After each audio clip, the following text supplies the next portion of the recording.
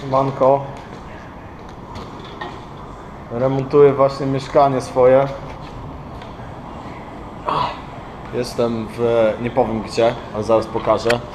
To jest moje mieszkanie. Jest bardzo duże, nie będę się chwalić. Ale najważniejsze co teraz jest, to. New York! Empire State Building, World Trade Center. Tam trochę dalej Fifth Avenue.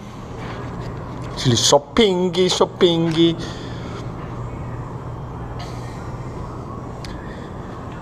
Tam gdzieś Manhattan Bridge. Brooklyn Bridge. No i tak generalnie, no i spoczko jest. Tu będę mieszkać, przyprowadzę się niedługo.